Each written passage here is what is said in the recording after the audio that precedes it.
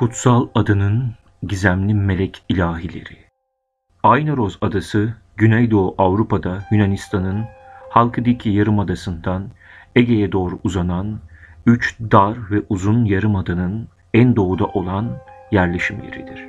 Resmi adı Aynaroz, özerk kişisel devleti olan bu yerin Yunanistan toprakları içinde 390 kilometrekare alanda özerk bir devlet yönetimi vardır. 10. yüzyılda dinsel bir topluluk olarak doğan Aynaroz, Bizans, Osmanlı ve Yunan egemenlikleri boyunca bağımsızlığını korumayı başarmıştır. En önemli yeri Atnos Dağları'dır. Bu dağın diğer bir adı Yunanistan resmi bölgeler sisteminde Kutsal Dağ Rahipleri Özerk Bölgesi olarak geçer. Birbirinden kale surlarıyla ayrılmış geniş avlulu 20 Ortodoks manastırından oluşur. Aynaroz, 20 manastırı temsil eden 20 kişilik bir meclis tarafından yönetilir. 20 manastırın da mimari yapısı aynıdır. Yüksek surlarla ve bir kuleyle etrafı çevrilmiştir. Aynaroz'da yaşayan yaklaşık 2000 kişinin hepsi erkektir. Bunlar manastırda çalışanlar ve din adamlarıdır.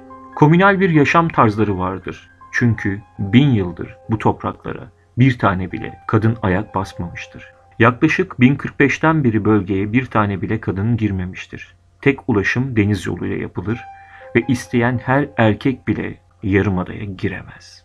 Bölgenin tarihine bakacak olursak Atnos Dağı ve Yarımada adını Trakyalı bir devden alıyor. Poseidon'a dev kayalar fırlatmaya hobi edinmiş olan bu dev kayayı elinden düşürünce Atnos Dağı'nın oluştuğu söyleniyor. Atnos, Poseidon'un gazabına uğrayanlardan biridir.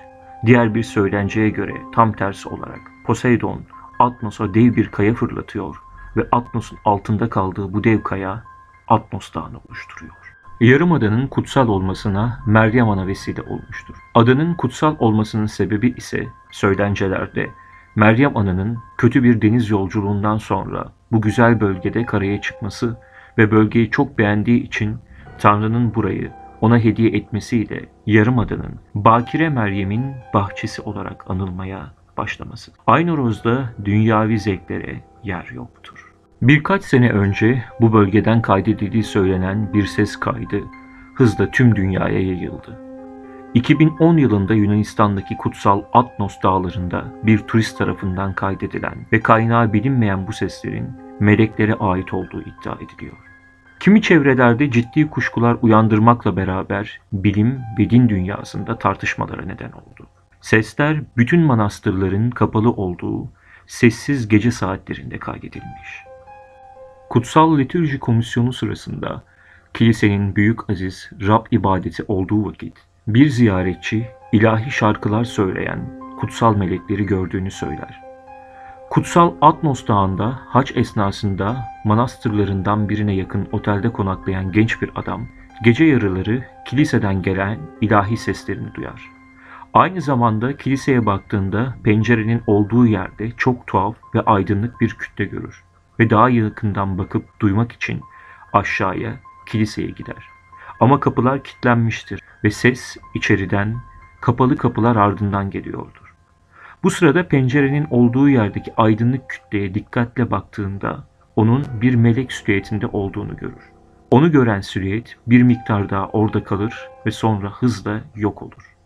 Bu sırada genç adam sesleri teybe almayı başarır ve sesleri kaydeder. Meleklerin ilahisi adı verilen sesler incelendiğinde inanılmaz tiz bir tonda ve yüksek oktavda olduğu belirtildi ve ilahi olduğu söylenen sesler içinde özellikle hayat veren, Trinity, üçlü kutsal sözcükleri saptandı. Ayrıca yaşlı Pasius'un Manevi Mücadele isimli kitabında da bu olayın benzerinin olduğu söylendi. Kimilerine göre bu dağlarda rüzgarların oluşturduğu ses titreşimiydi. Kimilerine göre cinlerin insanlara oynadığı bir oyun. Kimilerine göre ise bu yüce yaratıcıyı haykıran meleklerin ilahisiydi. Ses dikkatli dinlenildiğinde biraz ezanı andırmaktadır. Uzmanlara göre garip şekilde verilen kısa esler, ilahiyi söyleyen varlığın neredeyse hiç nefes almadığını göstermektedir. İnsanın tüylerini ürperten ahenkli ilahi, kutsal bir çağrı yapıldığı inancını doğuruyor. Birazdan dinleyeceğiniz sesler, kaydedildiği söylenen, orijinal ses kayıtlarından alınmıştır.